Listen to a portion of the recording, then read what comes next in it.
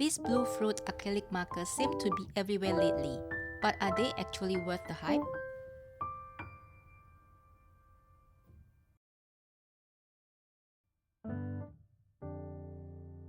I recently picked up 14 sets of acrylic markers.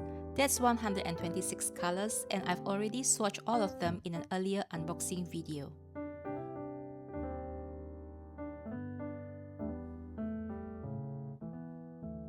So instead of swatching everything again, this time I want to see how these markers actually perform, how the brush feels, the color range, how well they cover other colors, and whether they can blend.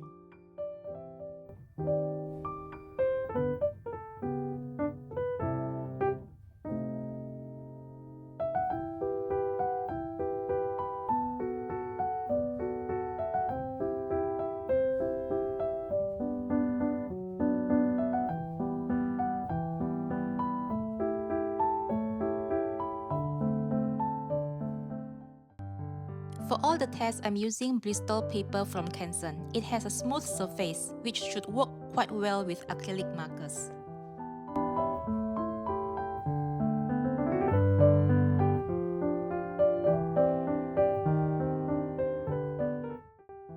I have divided one sheet into 4 sections, so by the end of the test, we can compare all the 4 tests together.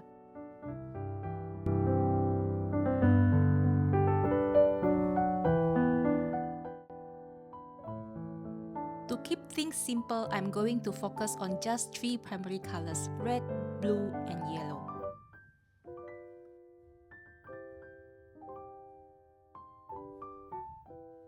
First, brush and flow. Starting with red color, you can see the brush tip is quite flexible. I can make a simple line, curve it quite easily, and change from a thin to much thicker line just by adjusting the pressure.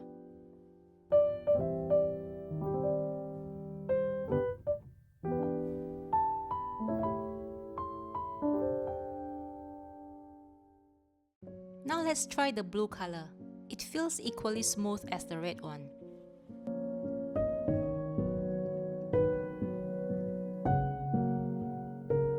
And the paint itself glides across the paper really smoothly. The flow feels quite even without me having to keep working over the same stroke. Finally, the yellow.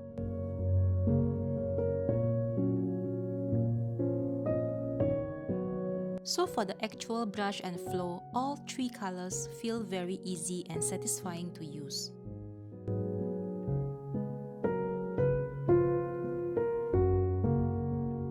Next, I want to look at the color range.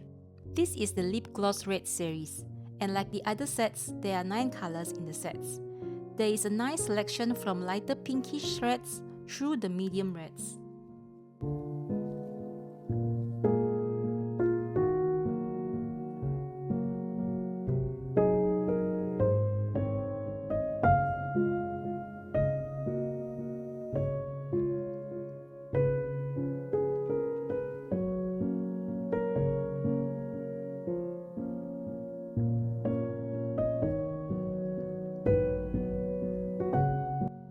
Somehow I feel the range is missing a really deep red. It seems to stop around the medium tones.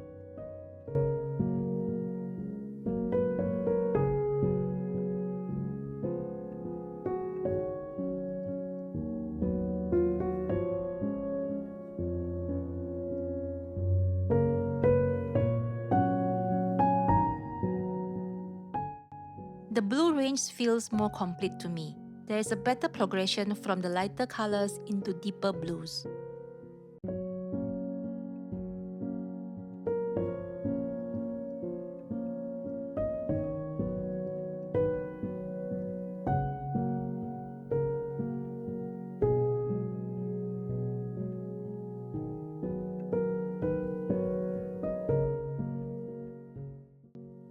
And then yellow. I found one marker that unfortunately seems to have already dried out, so I couldn't properly swatch that color.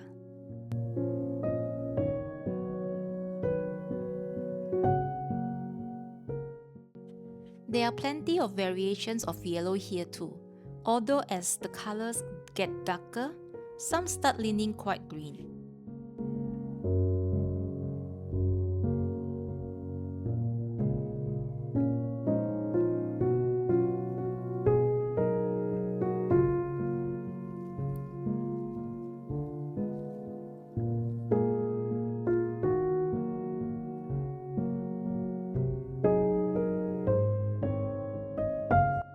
For test 3, I want to see how opaque these markers really are, especially when I put a lighter color over something much darker. I started with 3 colors that are almost black, then went over them with medium shades of blue, red, and yellow.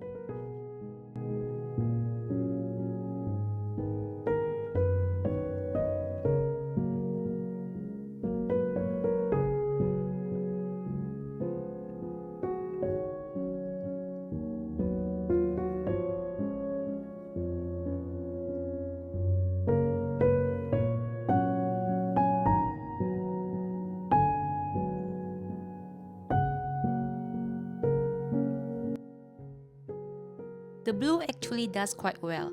The red still shows quite a lot of dark color underneath, and the yellow has even less coverage. Over lighter colors, both the blue and red perform quite well. Yellow is a little less reliable, particularly when I try it over the light red.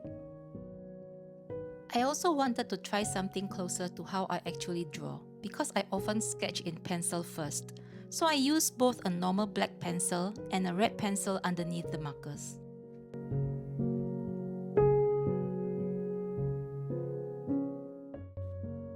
Here only the red and the blue really give me the coverage I'm looking for. The lighter colors still let quite a lot of pencils show through. And finally, the blending time. Acrylic dries quickly, so I want to know how much working time these markers actually give me. For the first attempt, I put down the lighter red color.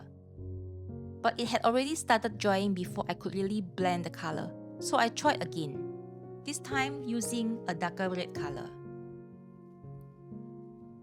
I got essentially the same result. They seemed to set too quickly for the kind of soft blending I was hoping for. So here are all the 4 tests together. Smooth brush and flow, a good range of colors, fairly strong layering depending on the shade, but not much working time for blending.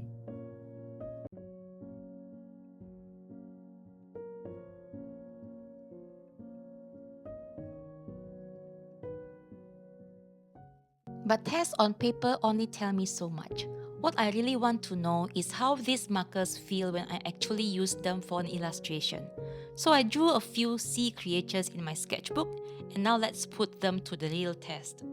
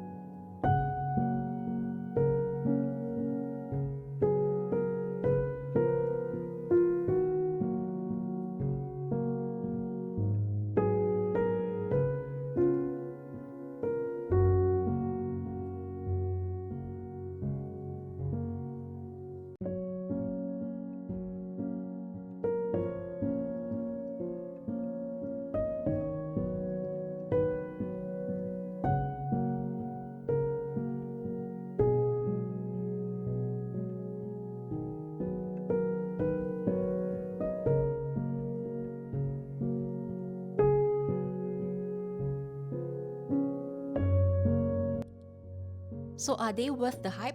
For me, mostly yes. I love the smooth brush flow, the range of colors, and how easy they are to layer. They are not great for blending, and the lighter colors are not always very opaque. But for this kind of colorful illustration, I really enjoy using them.